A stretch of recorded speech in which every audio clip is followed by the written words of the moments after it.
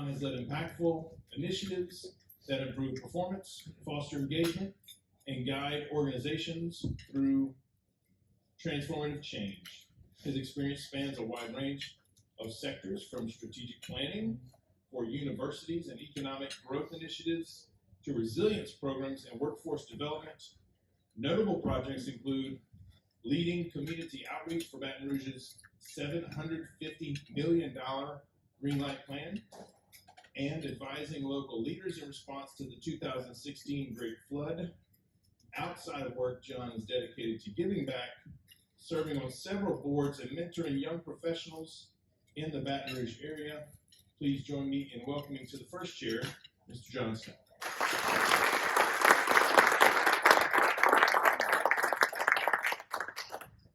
Yes, sir, and chairs are not by rank. Sorry. It is the first chair, just the first one to come. TBD. Next on our incredible panel, Casey Rayburn Hicks has been with the East Baton Rouge Parish Sheriff's Department since 2007 and currently serves as Chief Administrative Deputy, overseeing public information, digital evidence, criminal records, and policy operations.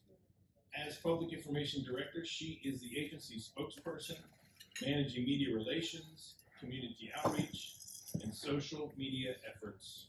Casey holds a summa cum laude Bachelor's in Mass Communications and Journalism from LSU and a Master's in Public Relations. She specializes in public relations, political communications, and crisis communication, particularly in law enforcement. Casey has taught at LSU's Manship College, served on several community boards, and is an active member of multiple professional organizations.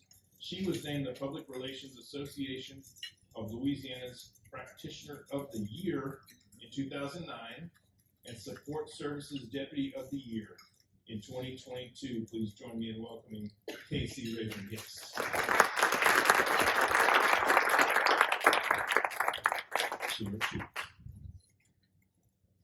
Finally, to wrap up our panel, Mr. Mike Steele has served as the primary spokesperson and communications director for the Governor's Office of Homeland Security and Emergency Preparedness, or GOSEP, since 2013. Recently promoted to Director of Strategic Engagement, he leads public outreach and media relations. Mike has coordinated messaging for major emergencies, including Hurricanes Laura, Delta, and Ida. Sorry. As always, kidding. 2016 floods and numerous winter weather events. In addition to media relations, Mike manages GOSEP's website, social media, the Get a Game Plan campaign, app, podcasts, and public service announcements.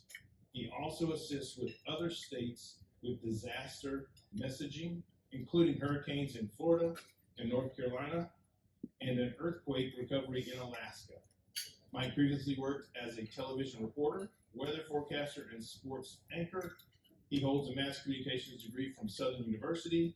His wife, Lori, works for LOPA and as a public information officer for the Livingston Parish Sheriff's Office. Please give it up for Mr. Mike Steele.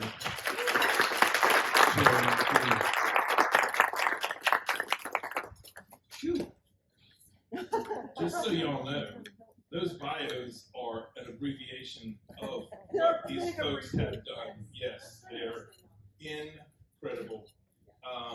You each had microphones, is that correct? Yeah. Great. Oh, I do want to do that, but there's only one. Oh, one's. Maybe you switch. Do that. The wired one. I'll handle the wired. Stand by.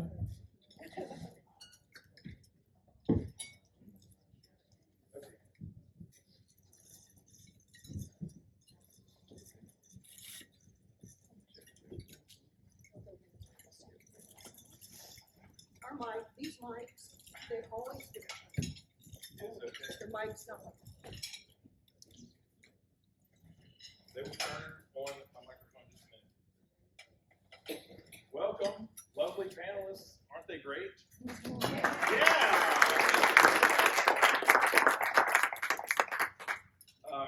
crisis is in our blood here in Louisiana. It is unfortunate.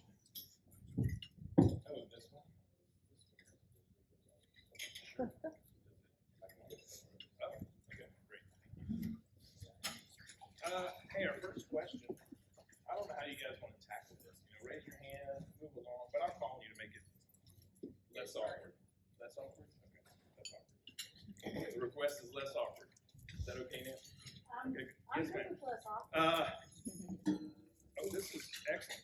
How do you, as professionals in the field, experts in the field, how do you determine what constitutes a business crisis? Dun, dun, dun. It's like when there's a body or a, sorry, I know it's unfortunate. I shouldn't speak that way. But a business crisis. John, would you take that one? When you say it's time to turn the switch for a business crisis? That's a great question. Probably an imperfect answer just based on circumstance. First off, I feel a little inadequate sitting next to these two folks up here who are actual crisis communicators every single day, and just knowing how often, anytime you turn the TV on or you read in the paper and it's a quote from Mike or Casey, it's like these guys are on 24/7, 365, and so it's just thank y'all for letting me share the stage a little with y'all. I think that from a business standpoint, and I'll speak kind of just both as a business owner as well as a consultant to other organizations and businesses. What constitutes a crisis? I mean, there's a lot of things that could fit into that box. We've been through a number of them over the course of when we started our firm back in 2012 to today. I would say that the size of our workforce has a direct correlation to the impact of a crisis.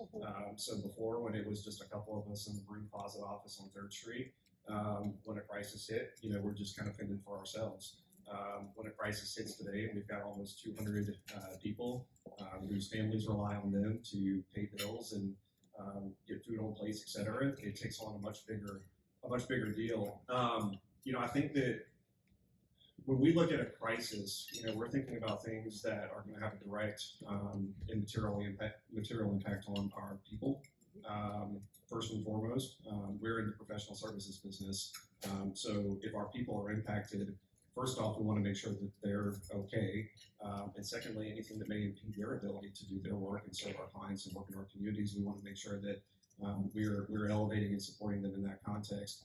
I think back to, I'm not sure if this is answering your question, but I think back to when COVID hit. I think everybody in this room obviously went through a very rapid transition into what is this thing that they're talking about to maybe this is something that's going to impact us and I need to be thinking about it more often to, state of emergency is announced, world shuts down. I'd actually had my middle child 5 days before the world shut down. I was in the Baton Rouge General, and I'll never forget coming down into the cafeteria, and I saw them putting up temperature scanners for the baby unit, and I'm like, this seems like a little overkill, but like I appreciate they're being thoughtful and practical about new lives here in the world, and so then everything immediately shuts down. But I think that for us, it was a crisis that required a very intentional response that. I don't think anybody could have seen coming to the level that it did. And certainly for a business like ours, it's not small, but it's also not tens of thousands of people with like just this huge presence and huge corporate communications team. And so for us, it was immediate. How are we going to do our work? How are we going to think about making sure that our people are in the best spot for them to be healthy and productive, but also recognizing that some clients had new needs, some clients had no needs because they were focused on survival. And one of the things that we immediately did was to think about our business in terms of things that we needed to make sure we were tending to for our clients because they were directly impacted and or had emerging needs. Clients that, their focus was not on using us for consulting services, understandably so. And so that kind of fit into a different bucket. And then where were there opportunities where, we've got a head count of almost 200. And so how do we think about ways to redeploy our workforce in a way that keeps them busy, keeps the company going, but also addresses needs and challenges in sort of this changed environment. And so while that's probably the biggest example of when a crisis comes in your door, but I mean, crises have come in our door where we have a family member, we have an employee who family goes through a traumatic event, or someone in the family dies, or they've got different challenges, and everything. We try to take it sort of from a people first lens, because at the end of the day, work's always going to be here. We want to make sure that our people have the full capacity and autonomy and support to be able to navigate what goes through for their own personal crises. Because what may happen to us as a company that constitutes a corporate or a company crisis, those things that are people crises are always going to take precedent. And so we try to kind of think at it through, look at and react to crises through sort of that empathetic lens, because we feel really confident in our ability as a business to adapt and thrive. But if we don't have our people that we're bringing alongside with us, then we're never going to be able to do that. Awesome. That's so great to hear. I know we all work in different worlds, right? Banks, insurance, at a utility, but there's always this family of employees, right? That's should certainly be in our crisis notebook, I guess. Casey, how about you? I know some of the larger is easy to see. Like there's a pandemic or there's a flood that got everybody, but how about the smaller? How do you get to just that edge? For me, you said like when there's a body, and unfortunately for the sheriff's office, that's not even what I would say would be a crisis for our organization. For me, a crisis, I try to think about it in a way that's applicable to everyone. So to me, it's anything that's unexpected that is threatening your organization's stability, their operations, and their reputation. And for me, our reputation is huge. That really affects how we as a sheriff's office can function within the community. So, when you look at that, to me, that's what a crisis is. But then I also see two primary types of crises. And one is one that originates outside of your organization. And so that's like a natural disaster, I'm trying to think, like a mass shooting in the area, something within your region that affects your organization but did not originate in your organization. The second type, I would say, is one that originates in your organization. And to me, that's the hardest one to mitigate because it's usually a failure from within your organization, whether it be through the organization or with an employee or someone inside the organization. So I think you have to look at the type of crisis that you're dealing with in terms of how you mitigate it. But just like John was saying, I think identifying who those stakeholders are and really looking at the stakeholders within your organization is huge. Because if you don't work on your communication plan inside your organization, you're not going to be successful outside of your organization. So to me, that's kind of the big areas where we start looking at that and how can we mitigate this for us to maintain our reputation and our operations. Excellent, that's great. And I know that sometimes that education, when there's not an emergency, at DIMCO anyway, we go through this process of planning. Then when a storm or an issue hits, there's no panic, or there's less panic than if you had not been doing this preparation annually. Now, Mike, that brings me to something I want, because of your resume with Get a Game Plan. This next question is kind of real. I want to hear from you on this. What is crisis management, and why is it crucial for companies to have a plan and team in place for that response? So, it just so happens a few months ago, I was listening to a discussion with Dow Chemical, and I think it kind of hits home for all of us, even us at the state level or with the public agency. But they were talking about the night about 2 years ago or a year and a half ago when they had that Friday night explosion that kind of rocked the whole region. There was somebody from Dow's communications team that was there, and she talked about how they had spent time kind of streamlining their process for getting an emergency message out. And what happened that night was it was a Friday night. There was very limited staff on board at Dow, but we all have relatives or friends or some type of connection as big as that plant is. Everybody in this region probably has some kind of tie to that plant. So when something big goes down at a site like that, it is a big deal because everybody wants to know if their loved ones are safe or friends are safe, if there's an evacuation being ordered, those type things. So they had really streamlined being able to get a message out, and I think it was something simple like, we're aware of the situation at the plant, like we basically know something went wrong. As of right now, there are no reports of injuries or evacuations at this time, kind of thing. And they had gotten that approval process to send that type of basic message out months ahead of time. We call them blue sky days. That's the kind of planning you want to do with blue sky days. So when you're faced with a storm, you already know what steps you're going to take. And so by putting that we call it a placeholder message out. It doesn't give a lot of details, but it gives just enough to maybe buy you 2 or 3 hours time to kind of work on the other information that's going to be coming in and the other inquiries from the media and the public and everything else that are going to be coming in at that time. So if you can have, maybe a placeholder message or think about those things like what would we do in this event? Like what would we want to say? What would we want to be able to push out maybe on a website or a Facebook page or those type things? If you can have more of those things kind of planned out ahead of time, the easier it is to get through an event sometimes.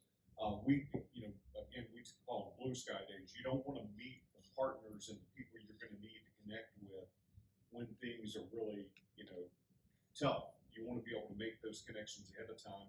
Make sure you have the right phone numbers, the right connections. Who do you deal with on a regular basis? Maybe meet with those people ahead of time, and so that way you're not scrambling as much when things go bad. So that's a key component in emergency management, but it's also key during crisis management to make sure that you're in touch with people you need to be in touch with.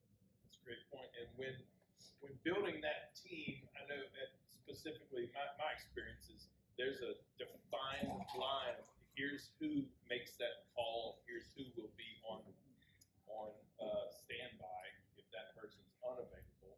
And I know Casey, when you've got a department as big as yours, I'm sure there's maybe even district level. How do you guys determine who is on that team to make the call, to flip the switch to go into emergency mode? Well, I think that's a good point, and it kind of goes into what Mike was saying about having that plan in place and those roles defined ahead of time. Because whatever level of bureaucracy that you can cut out of your communications plan when a crisis is involved, that's the way to go, because you want to plan ahead for that. So for me, we're the East Baton Rouge Sheriff's Office. We have about 1,000 employees, and we support the entire parish. But we have designated spokespersons. Only those people can talk to the media. Only those people can put out corrected messaging. So because time is of the essence. So if you've got to go through a whole, run up the chain to get certain messages approved, you're losing time, and that's where the message is going to start to get lost in rumors and fear and things like that. So for us, it's just identifying those roles, but then also, like what Mike and I were talking about earlier, is just making sure that your communications person is a part of that decision-making team, because, to treat your communicator like a technician after the fact, after something's decided, they really can't be successful in terms of communication. Because if you have a true communications professional, then we're trained to try to anticipate how certain messages will be received, what the public is thinking, what your internal stakeholders are thinking. So it's really important that they're at the decision-making table, because as you're bouncing around ideas about how you're going to handle something, they can kind of step in and say, okay, well, are you ready to, deal with this if you make that decision? And so I think, that's one of the things I'm grateful for with my organization. It's actually why I'm now Chief Admin Deputy, is because as the Public Information Director, I was at that table. And so we were constantly making those decisions together. And so that I was already kind of filling that role. But I think that that's huge, because you need to be ready to anticipate those things ahead of time and not make the decisions and then figure out how to communicate them later. David, Great points. I read so much about this when we were planning this, and I read that you need to meet as a team regularly too, so that you can kind of be up on what everybody's doing and be prepared. And the other thing is that, if say it's a financial, somebody hacked into your computer or something like that, you have to have people from many different departments. And depending on the situation, different people are activated, correct? And then the other thing is you need somebody to talk to your employees and all that. You need somebody to talk to the public, but you need somebody to talk to y'all too. So it's so critical that you get together and you make those decisions ahead of time based on the type of scenario that could come. And I just think it's so important. Even the smallest business, a car can crash into your storefront or the front of your bank tomorrow, and how are you going to react? So what y'all are saying is so important, and I don't know that we've all really sat down and thought about it. So, And that's a great point. Sit down and think about it. Yeah. We want to definitely do that. yeah, ahead of the brainstorm, scenario. put whiteboard it, Yes, John. Just to add on to that, I completely agree. And for those of you unfamiliar, I'm going to plug Mike's organization. GOSEP has a ton of resources out there when it comes to putting together a game plan, as the name would suggest. But whether it's a GOSEP or MOSEP here for City Parish and EDR, there's tons of resources out there, and it feels kind of silly sitting down and creating these plans, not knowing what and how they could be used. But it's been really helpful for us, and it kind of brings us through it from a business standpoint through the exercise of thinking these things through so that when things do happen, we have an idea about how to react and respond and where do we need to have redundancies in communication, because like we saw, I think it was when Gustav hit, I had AT&T cell service and all the AT&T towers were completely out. I think that was the same in 2016. There were some towers that got hit with the floods. And so it's just thinking through things like, what if your phones don't work? How are you going to talk to your employees? How are you going to talk to your end stakeholders? And so I would encourage y'all, there are a ton of resources out there that our state and local authorities have there. And when it comes to putting together a plan, really good templates to work from. I think it's super important too that you tell your employees they do not have the right to speak on behalf of your business, because gosh, in 1990, I think we were doing those big national hot air balloon festivals here, and I was the director of marketing for Cellular One in their heyday. And we're all out there, we hadn't slept in 40 million years, and a balloon falls out of the sky. The guy dies. Thank God our leadership had the forethought of telling us what to do in that situation. Because otherwise, a guy comes up and sticks a mic in your mouth, and you're going to say, who knows what, on behalf of your company, and then that could start a whole thing there. So it's important. Yeah, and Nancy, along that, if you have those policies in place, you should have those ahead of time. Especially like a social media policy. Because you think if you have a crisis within your organization and all your employees go to social media and start just expressing certain things. So yeah, you definitely want to address that before the crisis. Great point. And we'll go through scenarios like that where I work, and some of them seem way outlandish. Well, several of them have happened. So Right. I don't think that I've been at DEMCO very long, but during my tenure, we've had 4 worst natural disasters to hit the system. So that means one happens, then another, then another.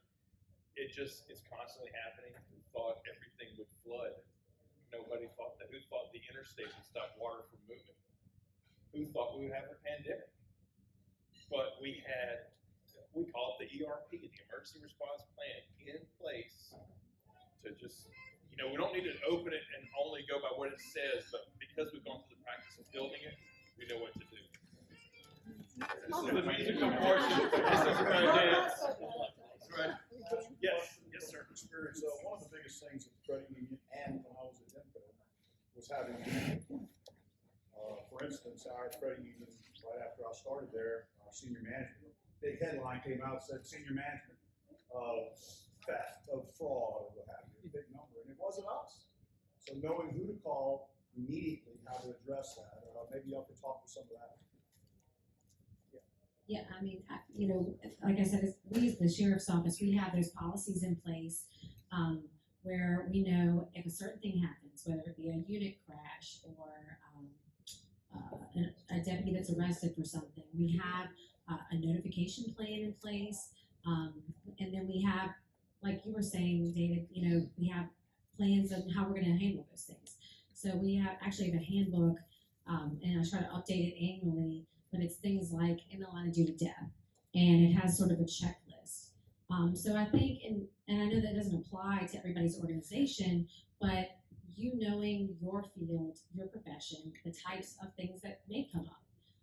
If you look in your region, we have to prepare for hurricanes, so we know that's something we need to prepare for. But then, you may have an issue with the supply chain or something like that. But I think if you're staying plugged in your field, if you're staying plugged in your region, and you're thinking ahead of these are the things that could possibly happen. But like cyber attacks, that's something that the sheriff's office, we were hacked last year, and that was something that we had to handle. So I think if you can try to anticipate those things and pre-plan, that's the way to go, is having that plan in place ahead of time. Even doing some practices, we do active shooter drills, and part of those drills is the communications aspect. Where are we going to stage the media, and how is that going to interfere with tactical operations? Do we have a plan in place for temporary flight restrictions because of drones and the prevalence of that? So all those things, we're trying to think ahead, but we have to stay on top of the technology, and we have to follow the media and see what's being said nationally, because that's a huge thing. I can see what's being said nationally about law enforcement, and so I can sort of anticipate possible problems or crises for my organization here locally and try to mentally prepare for those things. Just to add to that, I think that Casey said something earlier around you have trained professionals, and I would assume in most of your organizations you have some people with formal training and communications, and I would encourage you to lean on them. Part of it, kind of speaking for two lenses. One, you mentioned media, and we kind of all know, if you don't, the world of media is changed dramatically. It evolves every single day. You don't have the same people who are the beat reporters for 5, 10, 15 years and know the ins and outs of everything. You may know a reporter one day, and the next day they're in Waco or Virginia. There's a lot of movement in the industry as the industry has struggled to catch up to social media and digital media. And so I think it's really important that you have people that there's going to be a crisis that is at some point involves your company or your customers or your organization, and somehow trickles its way into the media landscape. And knowing just sort of the landscape of the media in town, the reporters who may be cluing in on this, understanding maybe how they may be wanting to report the news, how you maybe have a direct line. Yeah, exactly. And so it's just having someone who's thinking about these things regularly versus having to be in a completely reactive mode. And we're getting the sense that there might be a headline in the paper about us, and we don't even know who to call to try to get our message out there and have that conversation. And then from the social media and things, and just kind of the listening mode, I love what Casey said, and we do that a lot for and with our clients around what's going on in your general industry that may make its way into your local environment. It's part of business strategy, but it's also how to anticipate and respond to things that may ultimately be coming your way. And so I think it's really important you have people who know how to use technology to your benefit when it comes to posturing around communications and responses. And that may be, the person who's fresh out of school and they know how to listen to, TikTok, understand what trends are happening. And it's like, you can train them, you can coach them. They're not going to be making business strategy decisions, but they can be an incredible resource to helping you understand what is the world around you saying about you. That's so good. And look, this is why we have a wonderful panel. Because I was just going to say, you got to know the people in the media. These guys put it out there because it is a full plan. It is so we work in hurricanes at Dimco. So every June 1st, that's the first day of hurricane season, my team makes a tour, the grand tour of the media outlets. And we bring donuts. And we bring our new one sheet that says, here's who to contact, here's what's going on. But you know what else we do? I know the lady that sits at the welcome desk at Channel 2. And I know that she'll let me in. She won't let everybody in, but because I bring another treat for her to get in. Ron, that's a great point, is knowing who, and look, when you said you're going to get some phone calls from area codes you don't even know. We serve locally. I know when I get an area code from Chicago, it's a producer from either a radio station or a TV station that's calling to set up an interview. But know who they are and know the subjects, like Casey said, know the subjects that are out there. I have another good one here. Y'all ready? Okay.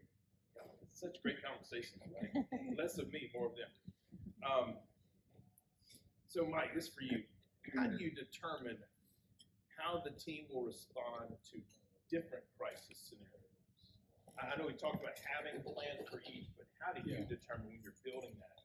So I want to kind of circle back on one of the Sure. things they were talking about with social media, because we do some public information officer type training kind of around the state, and we bring some other experts in. One of the things they talk about nowadays is we're all journalists now. Like we do microblogs on Facebook or TikTok or Instagram or whatever. So we're all kind of pushing information out there. And a lot of us use that as our political voice, as our social stance on issues, those type things. And just to show you how much that's changed, and I didn't think about this till I'm glad they started bringing it up. When I was a reporter, I covered the Capitol for Channel 2 for about 5 or 6 years. At the Capitol, I was filling in anchoring one weekend. Some 20-something producer taught me how to get on Twitter, X, and Facebook because I wasn't on either one of them. And so as I would go cover things at the Capitol, from being shown how to use these platforms and everything, I started going to the Capitol. I would cover a committee meeting. If there was a seatbelt vote or something like that, I would put the information out like, hey, there was a seatbelt vote in the House Transportation Committee. It got rejected by a 7-4 vote or whatever. I got in trouble going back to the station a couple of times because I was pushing that information out on social media. Within 2 years, it became mandatory that as we were going out and covering stories, that we had to do at least like 3 or 4 social media updates throughout the course of the day.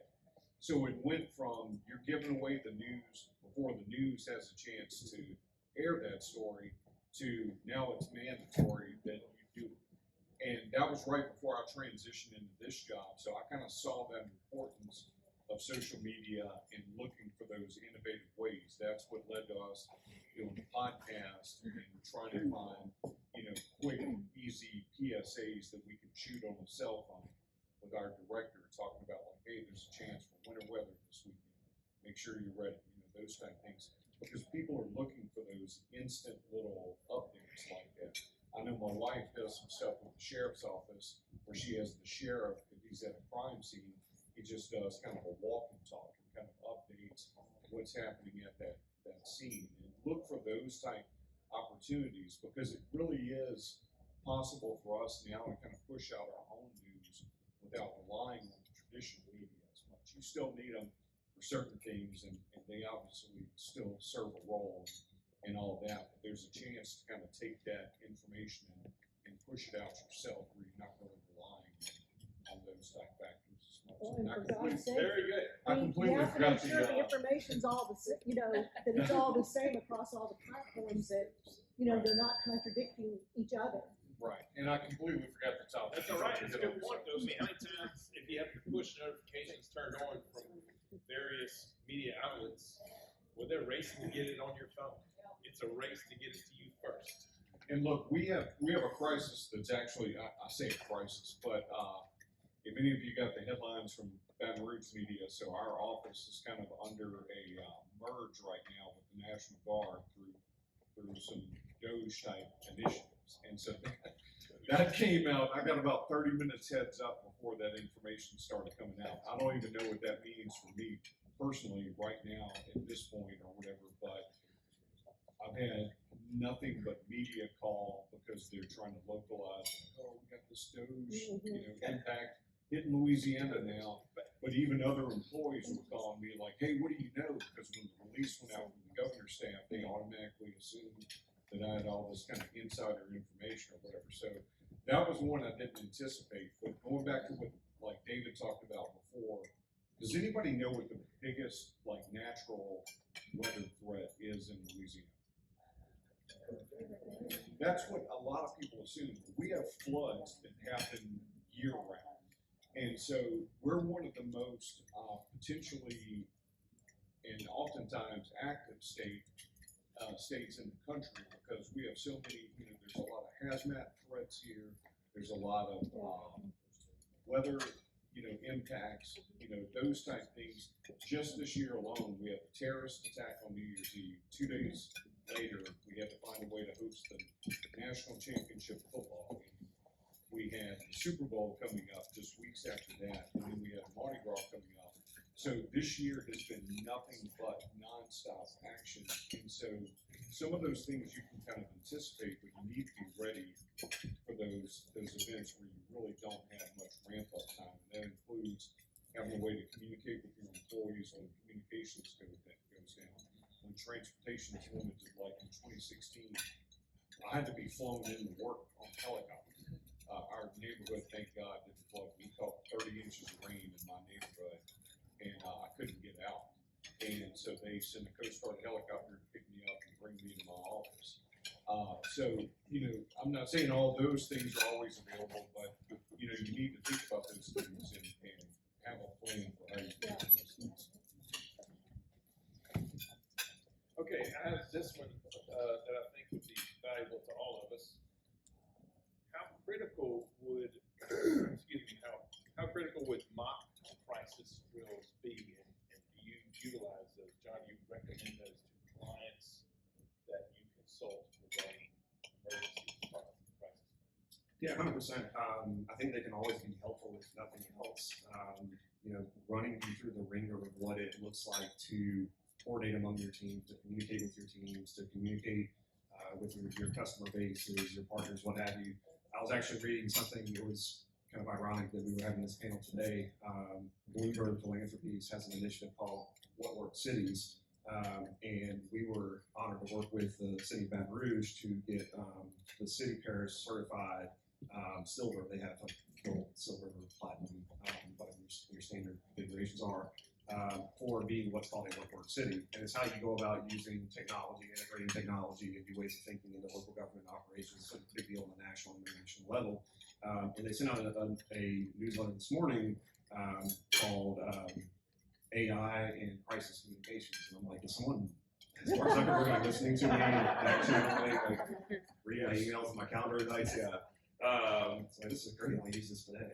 But there were some case studies around some local counties that have been using AI to game out what a crisis response may look like. And so, you go to your ChatGPTs of the world and you enter, what a situation may be, and it can design a tabletop or a scenario exercise that you can go through. It can also say, here are some of the things where you may have some challenges if you don't do X, Y, and Z. And so, I think that kind of the traditional running through the ringer is always valuable. If X, Y, Z were to happen to us, then how do we respond? But also, we've got some really crazy technology out there, and it's only going to get better and more robust. And so, as you think about situations and scenarios that you may encounter, it's a great resource. And there were the folks who were in these communities, and I'm drawing a blank on where they were, but I know many of them are many folks are experimenting with AI and different technologies. And so ways that you can use that to your advantage to think through things that otherwise would have been really challenging to invest the intellectual horsepower around. Like, if X were to happen, then I should do Y using Z resources. It can do that in a matter of seconds. And I thought that was just really interesting and topical for today. Yeah, I agree with everything you're saying. And I didn't even think about AI now, because I'm thinking back when I started as a communicator. Definitely you want to do exercises. I went to the Law Enforcement Management Institute of Texas years ago. This was when anthrax was a big thing. And I remember they gave us each a scenario. We had to go act it out. But in that process of practicing, you'll identify roles that maybe you don't have anyone to fill at that time. So, do you have someone who is going to monitor the media? Because you want to identify false information that's out there that you can go and correct, different things like that. But like recently, we went into my kids' school at Dunham and we did an active shooter scenario. And in doing that, we had these conversations of things that you wouldn't normally think about. So, the school basically told us, here's our plan, we have a plan. And so they told me they're going to take all the kids will be taken to Healing Place Church. And I don't know if you know where Dunham is. My kids go to Dunham, and Healing Place is a good ways away. And so we're saying, hey, look, depending on time of day, traffic, things like that. And they were saying their messaging was going to be to send all parents to Healing Place. And I don't know about you, but if I see on the news that there's an active shooter situation at my kid's school, you're not going to get me to go that far away. And so that's a conversation that we started talking about, saying that's probably not the best staging area. You have a location right there on Segan where we do the football games and things like that. That is a better staging area. And then talking to them about where we would stage the media and to try to give them some optics, but not too much. So we actually, in doing that, they had to completely change their plan. And so I think that it's really a good thing to do that. And during that, you identify who does what, and then you decide, oh wait, we need a policy on this. We have no policy related to someone not going and talking to the media or going and posting to social media. So they identify things like that. So I think in the process of, they say practice as you play. When you practice, you recognize things that maybe you haven't thought about before, and so you're able to not only gain that experience, but you can address those things at that point. Yeah.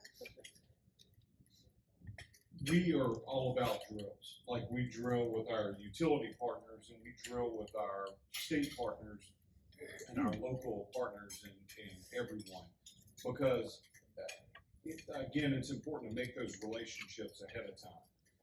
If you don't, then you're going to be scrambling, and that's going to be one more layer of confusion, when things are going bad. So we do a drill, like we have a drill coming up in a couple of weeks. It's our big statewide exercise. So it usually involves the National Weather Service and FEMA kind of throwing a scenario at us where it's like, hey, we have this year it may be a Cat 3 storm that's kind of hitting Vermilion Parish and pushing a wall of water up Vermilion Bay towards Lafayette. Like, that may be the scenario. So all of our local partners and our state partners in NOS, we have to know how would we react. So once that storm hits, they throw a series of conditions at us. Like, half of Vermilion Parish is underwater. There's boat rescues going on. Like, what would you be doing? Like, give us your answer now. Even down to the communication side, I have to be able to say, like, here's what we would be focused on from a communication standpoint. But all of us at our agency have to be able to answer those type of things. And when you do go through an event, document things, because I may not be there at this point next year. You may not be there for your organization or whatever, but if you're handing things down and no one's documented what worked, what didn't work, and doing some type of after-action report when you're going through a major crisis, that's a big deal, because if you don't have that documentation in place, it's hard to explain to the people coming after you or the people that may be working with you next time exactly how that situation is handled. Because for us in emergency management, it's always kind of building on the backs of others. And we go, we're having the 20th anniversary of Katrina this year. And so, God forbid if we ever go through something like that again. But over the years, we've built and we've built and we've built. Some of the members of the media and the public kind of have this perception that government should be able to protect you from everything, but that's just not realistic. 2016, Ida, some of the other storms have proven that sometimes bad things are going to happen. But if you can have some of those steps addressed ahead of time that you've kind of improved on over the years, it just kind of speeds the overall process up. So Mike, what do you have available to us? Like, do you have, are there things like? So this was a mini crisis for me, just going back to the terrorist attack. So we actually published our after-action report related to the terrorist attack, which we had never done before. And when we have maybe 20 people that work in our operations side. So we noticed a couple of things that didn't go right. There were a couple of phone lists that didn't get updated, where 2 people out of that 20 maybe didn't get a call right away. Those type of things. In publishing that, the media wasn't inaccurate, because they said GOSEP admits there were communication problems. in the hours after the terrorist attack, and it's like there were. It didn't impact any support that we were giving New It's a mini Orleans. crisis inside.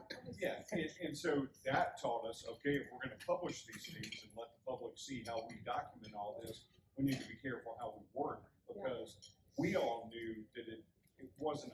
I mean, it's stuff that needed to be corrected, but it didn't impact our overall mission. But we need to be careful on that. But I think we're actually going to start publishing more of those things kind of going forward in the future. But that's something a business or an agency or an office can do internally and just share it with everybody. Like we meet, and they'll ask me, like, what did you notice, from a media standpoint, like what happened with this event? And I'll tell them, like, we didn't have a lot of information on this, or we pushed out information on this using our alert system, that went straight to cell phones, and that worked great. We kind of review all of those steps and kind of take a look at the overall I process. think now you probably have to have somebody just dedicated to identifying stuff that's crap. Like how people put out so many things. Oprah, everybody's died, you get all these posts, you know what I mean? And it's so hard to know what's real and what's not. So it might be important just to have somebody there to report to the communicator to let everybody know that that's false, or, Right, in crisis communication, we call that the media monitor. there you go. Somebody that's keeping an eye on those things, reporting back. And social media monitor, especially now, like Mike was saying, everybody has a platform. Yeah. So, yeah, I think that's great. One thing just to piggyback on that, just some very easy, low tech ways to use technology along those lines in sort of listening mode. I have Google Alerts set up for every single one of my clients, and I have Google Alerts set up for every major decision maker and key player with my clients. I get a lot of Google Alerts, but it helps me understand what things are being said about them that maybe may take an action or a response relative to either business positioning, but even crisis communications. And I think kind of going to the point around the clutter and the misinformation out there, I have Twitter X alerts set up for some of the, I think, most legitimate and better journalists that are here in our capital region in the state. Oftentimes, if there's big breaking news, they'll push it up, kind of like Mike was saying about, the expectation now is that, you're tweeting and posting, that will come through in 15, 20 minutes before you get the push alert through your Advocate app or your WFB app. And sometimes that 15 or 20 minutes can help a ton. Yeah. And so I think about the things that the voices that, and particularly with social media, the algorithms are all jacked up now, where you're not seeing things in a really kind of chronological order, and you're highlighting the people where the authoritative voices are coming from. Is use the tools that are in these basic technologies and platforms to your advantage, so that you are in listen mode fairly regularly, and you're getting real-time information from voices that you already know are likely going to be pushing out high-quality information that may apply to you or your community or your businesses, or et cetera. Yeah, John kind of answered my question, because my concern is about all the spam that's coming across our text now. I used to feel like text was kind of sacred, and it felt like if something was coming through my text, maybe from someone that I didn't automatically know, it could have been a major problem, right? It could have been something to alert me that was, and now I mean, the stuff that comes to my phone, To question everything. it's so sad. It makes it even harder, and so to your point, trusting more of the standard sounds like where we really need to be keeping. Yeah, going to where that news source Yes, is yes. first. Yeah. So it's a great point too to monitor those social platforms. And at DEMCO, we said, look, things are happening 24/7 during emergencies, even right before emergency. We don't know they're an emergency yet, but we're getting information from our followers, our likes, or whatever it is. But so we contracted with this organization that they build social content for us, but they also monitor the traffic. And they employ this. I'm just saying because it's interesting. they employ military spouses around the world. So at midnight, it's whatever, 9:30 somewhere else. They're watching our platform, and they're giving me an alert, or my team an alert that says, hey, this is being said, and it looks urgent. This looks to be 911. This looks to be for DIMCO, right? Because we're always going to say, if it's an emergency, call 911. But we have these monitors out there, and I'm sure there's plenty of resources now, but it is incredibly cost effective. We feel like it's well worth our investment to say, I want someone to monitor this after hours and during the times when I'm not available. And we don't know, it's the emergency response plan has not been activated yet, but there is a traffic accident on this road that started the fire. Kind of piggybacking on that, Yeah, that's right. depending on what your business is, like for us, it's obviously, emergency situations and potentially life-threatening situations. We've actually had times over the past couple of years where instead of people calling a 911 or letting the actual authorities know or first responders know what's going on, they'll post on social media first. Like, hey, my mom is in LaPlace and she's stuck in her attic because her neighborhood's flooding. And it's like, have you called 911 to let them know she needs help or whatever? And so it's added another layer for us because with that media monitoring and social media monitoring, there could legitimately be life-threatening situations happening where people, especially younger people, think that's the way to communicate that message out. And so that's, depending on your business or whatever, but there could be that layer of urgency sometimes.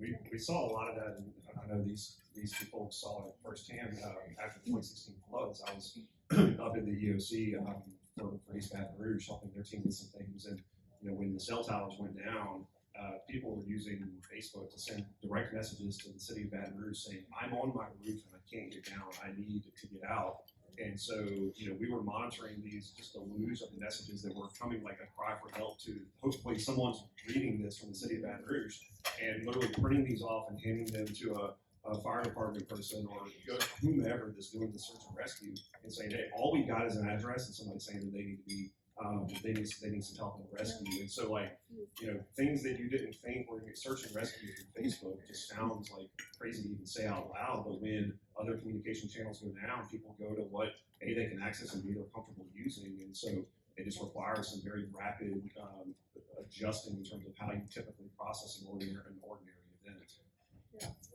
And there are tools out there, I don't know if you guys have seen, but there are some that will even broadcast on television. I've seen where they're monitoring Twitter and buzzwords, and they'll give the entire feed real time.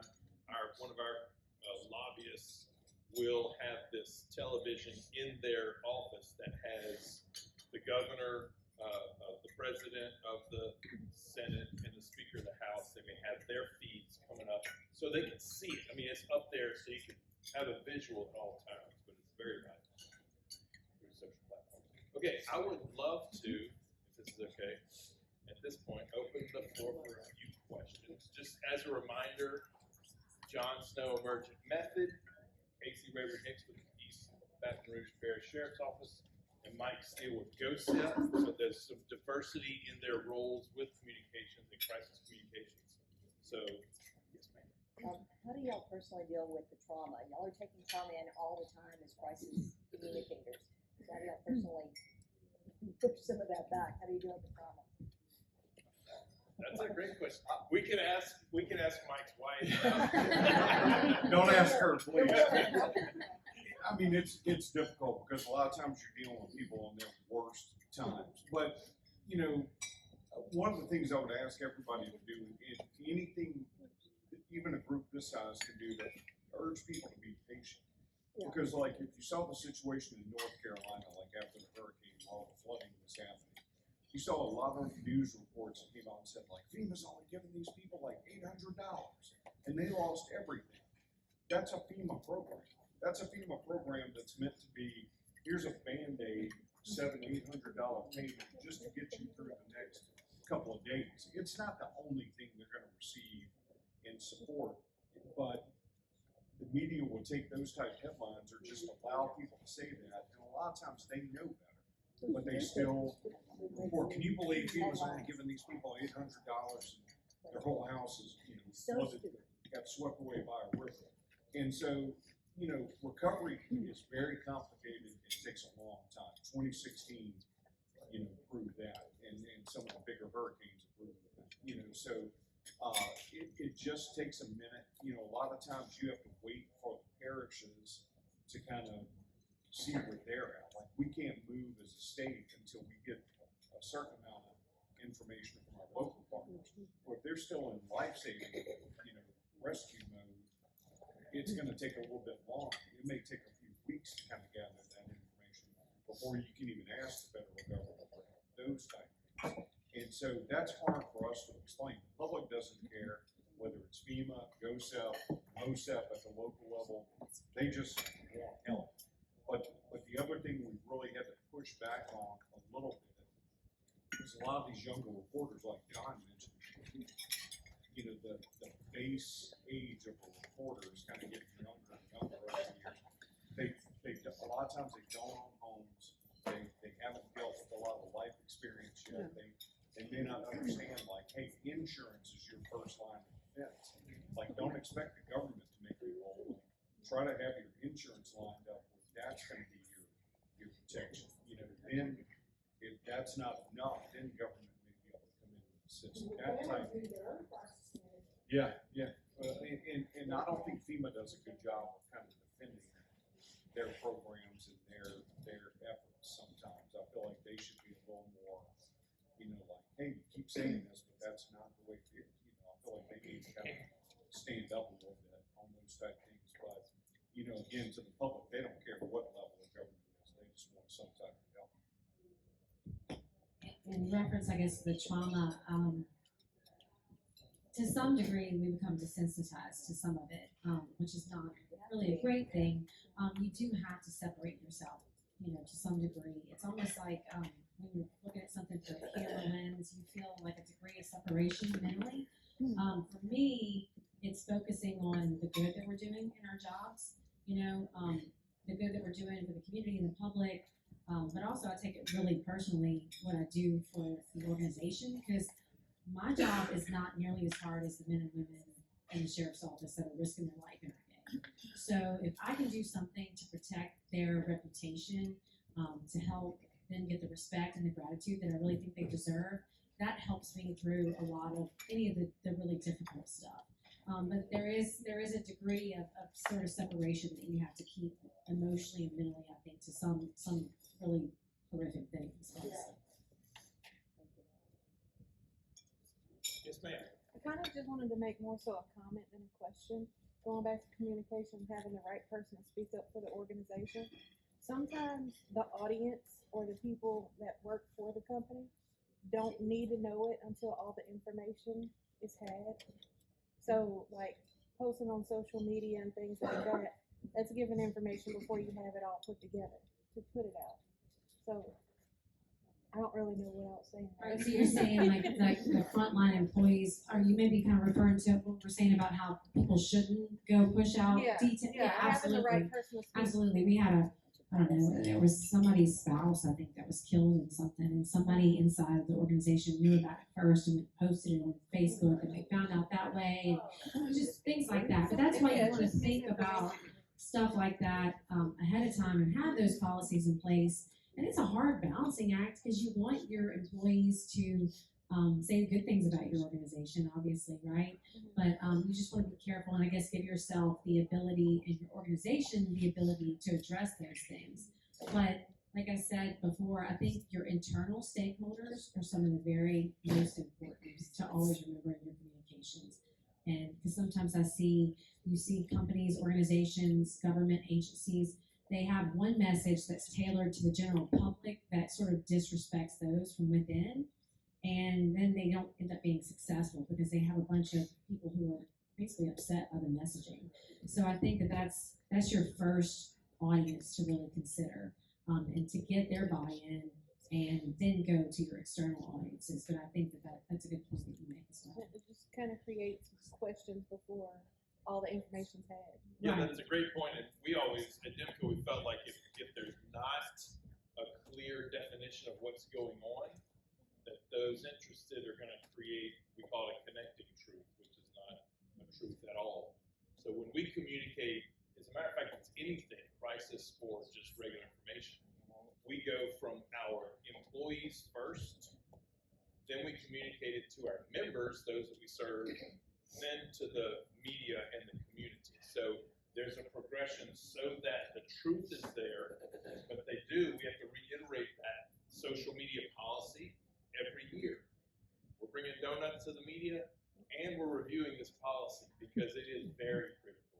We know that information should not go out. That's a great point, because, with us, like, if we put a traditional news release out, we've got a process now where it hits, like our local emergency managers, the guys that Clay Reeves, East Baton Rouge, and those type guys, that's pretty much our clients at the state level. Like, we kind of work to help support them at the local level, because all emergencies start local.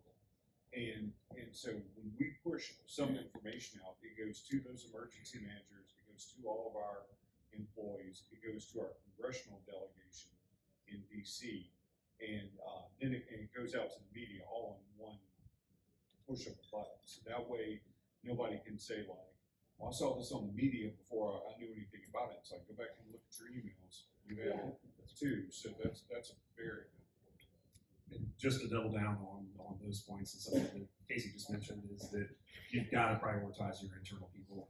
Anytime something is happening that, if your organization is going to be mentioned or involved in conversations, if you're going to be involved in things at your level that may be of interest to your employees, and there's a certain level of depth that you'll want to go into relative to messaging based on whatever the situation may be. But I've seen it way too often with clients that we've worked with where their employees will find out about things by reading the paper or getting on social media. And then they're in the embarrassing position of they've got their friends and networks saying, hey, what's going on with this? And they're saying, I have absolutely no idea. And nothing will demoralize your workforce than having those conversations and then feeling like they weren't important enough to hear it firsthand from you. And so when you're thinking about what a communication tree and plan may look like during some of these times, really, really focus on that internal piece because you want your employees to feel valued and respected, but also be curious with your message so that they can help combat untruths or misinformation that may be out there. And again, there's certain levels of depth you want to go into based on the size of your workforce and population, but always remember and never forget about your internal stakeholders and communicators. I told y'all, experts, right? Experts. This has been such a revealing bit of information. I think everybody can get something great out of that. Y'all, please help me thank them.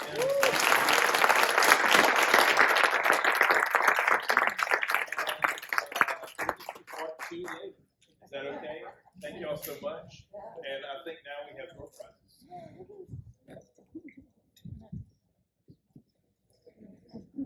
They're bringing y'all lunch. Thank you, David. Thank you to our panelists. Please, one more round of applause.